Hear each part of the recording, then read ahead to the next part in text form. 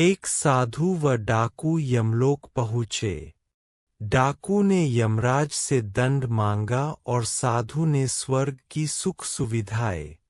यमराज ने डाकू को साधु की सेवा करने का दंड दिया। साधु तैयार नहीं हुआ। यम ने साधु से कहा, तुम्हारा तप अभी अधूरा है। मृत्यु के बाद एक साधु और एक डाकू साथ साथ यमराज के दरबार में पहुँचे। यमराज ने अपने बहीखातों में देखा और दोनों से कहा, यदि तुम दोनों अपने बारे में कुछ कहना चाहते हो तो कह सकते हो। डाकू अत्यंत विनम्र शब्दों में बोला, महाराज, मैंने जीवन भर पाप कर्म किए हैं।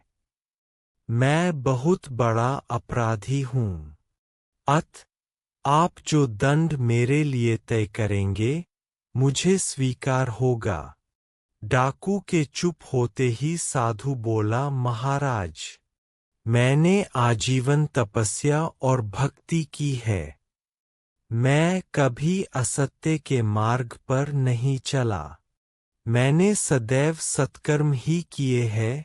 इसलिए आप कृपा कर मेरे लिए स्वर्ग के सुख साधनों का प्रबंध करें।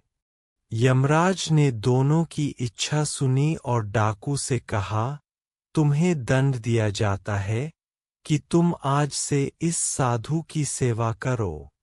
डाकू ने सिर झुकाकर आज्ञा स्वीकार कर ली।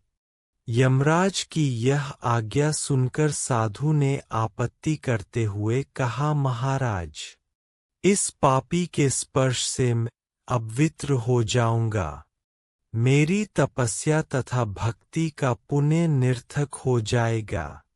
यह सुनकर यमराज क्रोधित होते हुए बोले, निरपराध और भोले व्यक्तियों को लूटने और हत्या करने वाला तो इतना विनम्र हो गया कि तुम्हारी सेवा करने को तैयार है, और एक तुम हो कि वर्षों की तपस्या के बाद भी अहंकारग्रस्त ही रहे और यह न जान सके कि सब में एक ही आत्मतत्व समाया हुआ है।